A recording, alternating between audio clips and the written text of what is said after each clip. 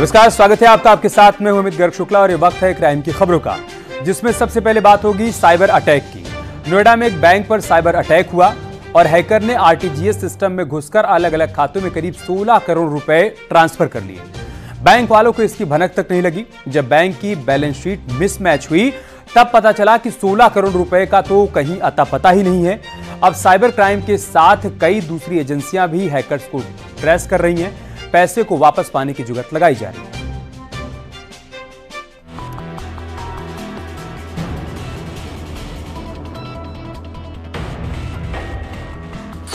Hackers का attack, security crack.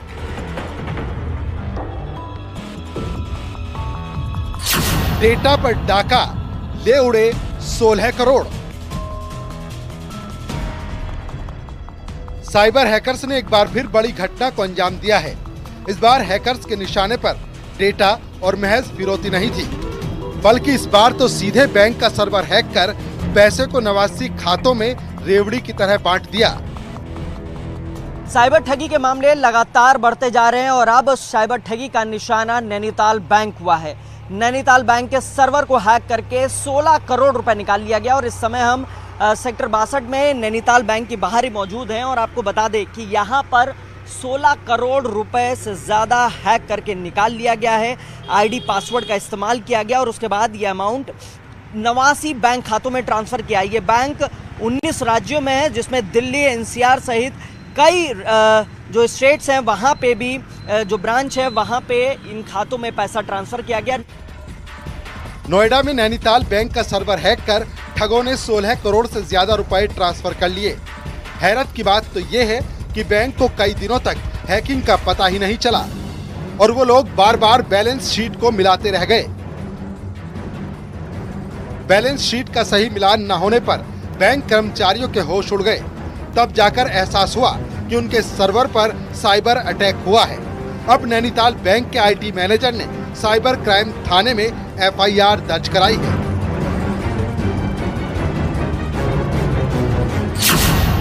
IT team को जांच में पता चला कि हैकर्स ने बैंक के रियल टाइम ग्रंथ सेटलमेंट यानी आरटीजीएस चैनल को ही हैक कर लिया था।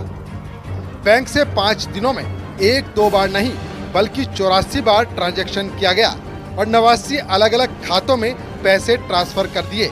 सभी ट्रांसफर 16 से 20 जून के बीच किए गए, लेकिन बैंक कर्मचारियों को भनक तक नहीं लगी। अब बैंक की तरफ से इन खातों को फ्रीज कर दिया गया है, लेकिन फ्रीज खातों में तब तक महज 60 लाख रुपए के आसपास ही बचे थे। इस बात से इनकार नहीं किया जा सकता कि चूंकि ये बैंक मैनेजर का कोड है और बैंकों की आईडी को हैक करना बहुत मल्टी लेयर सिक्योरिटी बैंक्स में होती हैं। इस संभावना से इनकार नहीं किया जा सकता कि इसमें बैंक वालों की भी किसी अधिकारी या किसी व्यक्ति या किसी कर्मी की मिलीभगत हो सकती है। अब तक की जांच में ये पता नहीं चला कि हैकिंग को कैसे अंजाम दिया गया। क्या हैकर्स ने सर्वर में घुसने के लिए इंटरनल एक्सेस हासिल किया था या फिर की लॉगर जैसी स्पाइस टेक्निक से सर्वर में सेंध लगाई। 89 बैंक खाते मिले हैं। मनी ट्रेल खंगाली जा रही है। दिल्ली में कुछ खाते मिले हैं, कुछ खाते नोएडा में भी थे और बताया जा रहा है कि ये फ्रॉड करने से कुछ दिन पूर्व ही ये खाते खुलवाए गए थे और उसके बाद इन बैंक खातों में पैसा ट्रांसफ़र किया गया था और जो पैसा है वो विड्रॉल भी कर लिया गया है। फिलहाल जो पुलिस है वो इस चीज़ से इनकार नहीं कर रही कि इस पूरे प्रकरण में बैंक कर्मी भी इन्वॉल्व हो सकते हैं। जिन बैंकों में धोखाधड़ी कर रुपए ट्रांसफर किए गए उन बैंकों को ईमेल भेजा गया है। खातों को फ्रीज करने के लिए कहा गया है ताकि ट्रांसफर रुपए वापस आ सके। साइबर क्राइम थाने के साथ ही RBI SSM team, RBI CSITE team, CERT को शिकायत की गई। ये सभी एजेंसियां जांच में जुटी हैं। देखिए, करीब प्रथम दृष्टया करीब 89 जो बैंक खाते हमें मिले हैं वो विभिन्न राज्यों में इनके अकाउंट खोले गए हैं। कुछ हमारे नोएडा में भी खोले गए हैं, कुछ दिल्ली के हैं, कुछ अन्य राज्यों के हैं। अभी ये विवेचना का विषय है और इसमें अभी गहनता से कार्रवाई की। इस संबंध में चूंकि बहुत बड़ा क्राइम है, बैंकों के साथ क्राइम की घटना घटी है, तो इसमें आरबीआई ने अपने स्तर से कोई इंटरनल इंक्वायरी कंस्टिट्यूट की होगी इसमें हमें सर्ट के द्वारा भी कुछ इंक्वायरी की जा रही है। दरअसल हैकिंग के खेल का खुलासा तब हुआ जब बैंक की बैलेंस शीट में गड़बड़ी मिली। 16 जून को आरटीजीएस खाते के बैलेंस शीट से 3,60,94,020 रुपए का डिफरेंस मिला। 18 जून को भी आरबीआई बैलेंस शीट मेल नहीं खा रही थी। शुरुआत में आरटीजीएस टीम को लगा कि सिस्टम लाइन में कुछ समस्या होगी, लेकिन 20 जून को आरबीआई सिस्टम की समीक्षा की गई तो पता चला कि बैंक से 84 बार लेन देन में धोखाधड़ी हुई है। अब साइबर क्राइम यूनिट पूरे मामले की जांच कर रही है। Bureau report, news 18।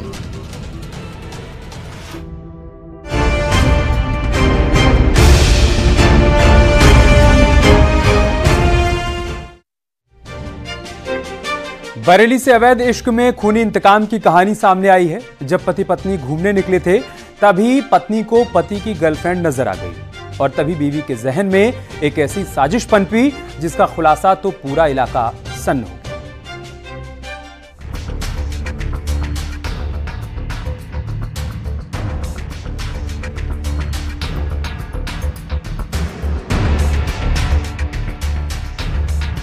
गर्लफ्रेंड को बुलाया, बीवी के साथ घुमाया।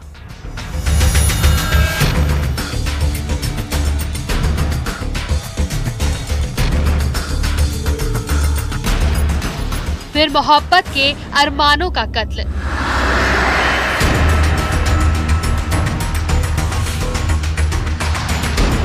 बरेली पुलिस को खबर मिलती है कि नवाबगंज थाना इलाके में एक लड़की की लाश पानी में तैर रही है।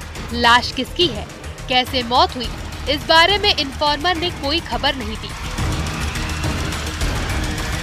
लिहाजा फौरन पुलिस मौके पर पहुंची और लाश को बाहर निकाला तो मौकाए वारदात के मंजर ने हिला कर रख दिया। लड़की कल बरेली आई थी और उसको मोनू गुप्ता की औरत ने, मोनू गुप्ता ने फोन करा था कि इस मिल जाओ हमें आगे। तो जी आगे मिली तो उस लड़की ने, उस औरत ने गाड़ी और पर्स वहीं रखवा दिया, इसको गाड़ी में बैठा के ले गई। मोनू गुप्ता की पत्नी ले गई? हाँ, पत्नी ले गई थी। वहाँ के लोगों ने बताई कि पन्नी में लिपटा के यहाँ से ले गए, मगर उसी पे पुलिस ने कोई सुनवाई हमारी नहीं करी। कह रहे नहीं, हम ऐसे कैसे कर देंगे, हम तुम्हारी वीडियो बनाएंगे। कैसी कार्रवाई, आप बताओ ना, हमारी तो लड़की मार दी है। पुलिस ने पड़ताल शुरू की तो पहली ही नजर में मामला कत्ल का नजर आया। लड़की के गले पर धारदार हथियार के निशान थे, उसकी उंगलियां भी कटी थी। सवाल ये था कि कोई इतनी बेरहमी से लड़की को क्यों मारेगा। थाना हाफिजगंज में प्रातः 8:15 बजे करीब द्वारा दूरभाष सूचना प्राप्त हुई कि फैजुल्लापुर लिंक मार्ग पर पानी में सड़क के किनारे एक 23 वर्षीय युवती का शव पड़ा हुआ है। तत्काल पुलिस टीम मौके पर पहुंची है। शव को प्रथम दृष्टया देखने पे उसके सर पर पीछे की तरफ खूनालूदा चोट के निशान तथा हाथ पे कटे का निशान दिखाई दे रहा था। शुरुआती जांच में ही पुलिस को ये खबर मिली कि लड़की के मोनू गुप्ता नाम के शख्स से जान पहचान थी। दोनों के बीच 5 साल से दोस्ती थी, लेकिन सवाल ये था कि मोनू का लड़की से क्या नाता, तो इसका भी जवाब जल्द ही सामने आ गया। नवाबगंज के रहने वाले मोनू गुप्ता किराने की दुकान चलाता है और उसके किराने की दुकान पर जो मृतका है वो जाया करती थी। धीरे धीरे उनकी नज़दीकियां बढ़ गईं और इस बात को लेकर 5 साल हो गए। जो मोनू गुप्ता है, इस पे जो आरोप लगा है, इसकी इन्हीं बातों को लेकर उसकी पत्नी से नाराजगी रहती थी। रविवार रात लड़की अपनी फुफेरी बहन के साथ स्कूटी से घर जा रही थी। तभी रात में मोनू गुप्ता अपनी कार से पहुंचा। मोनू के साथ उसकी पत्नी भी थी, लिहाजा लड़की मोनू के साथ कार में बैठ गई और इसी के बाद वो लड़की अचानक गायब हो गई। इसमें और गहनता से जानकारी करने पर पता चला कि विगत रात्रि थाना हाफिजगंज में ही एक मुकदमा अपराध संख्या 299/24 अंतर्गत धारा 87 भारतीय न्याय संहिता मृतका के भाई के द्वारा मोनू गुप्ता तथा मोनू गुप्ता की पत्नी को नामजद करते हुए लिखाया गया है। इधर देर रात तक जब लड़की घर नहीं लौटी तो परिवार वालों को चिंता सताने लगी। उसका फोन भी लगातार बंद आ रहा था, लिहाजा फुफेरी बहन ने परिवार को सारा सच बता दिया। कहानी समझ आते ही पुलिस ने पहले किरदार यानी मोनू की पत्नी को पकड़ा, जिसने पूछताछ में सारा सच उगल दिया। मोनू की पत्नी ने 2 कहानियां बताई। पहली कि वो लड़की मोनू की गर्लफ्रेंड थी और दूसरी कि उसका कत्ल हो चुका है। बताए पते पर जब पुलिस पहुंची तो मंजर देख होश उड़ गए। लड़की के साथ क्रूरता की गई है और लड़की के जो उसकी गर्दन काटी गई थी और हाथ की उंगलियां काटी गई थी, कपड़े भी अस्त व्यस्त पड़े थे। पुलिस की जांच में पता चला कि 1 साल पहले मोनू इसी लड़की के साथ कचहरी के गेट पर देखा गया था, जिसके बाद पहले तो लड़की के परिजनों ने मोनू को पीटा था, फिर मोनू की बीवी ने भी उसकी पिटाई की थी, जबकि उसने पहले ही लव मैरिज की थी। अब सवाल ये है कि क्या इस कत्ल में मोनू की बीवी शामिल है? मोनू गुप्ता तथा मोनू गुप्ता की पत्नी को नामजद करते हुए लिखाया गया है, जिसमें उन्होंने बहला फुसलाकर मृतका को ले जाने का आरोप लगाया है। इस समस्त पहलुओं को ध्यान में रख के विवेचना प्रचलित की गई है। सबको कब्जे में लेकर पंचायतनामा पोस्टमार्टम की कार्रवाई प्रचलित है। शीघ्र ही नामित अभियुक्तों को गिरफ्तार कर घटना का संपूर्ण खुलासा किया जाएगा और आवश्यक विधिक कार्रवाई संपादित की जाएगी। फिलहाल पुलिस ने जांच तेज कर दी है। अब तक की कहानी से कातिल का पता साफ साफ चल रहा है।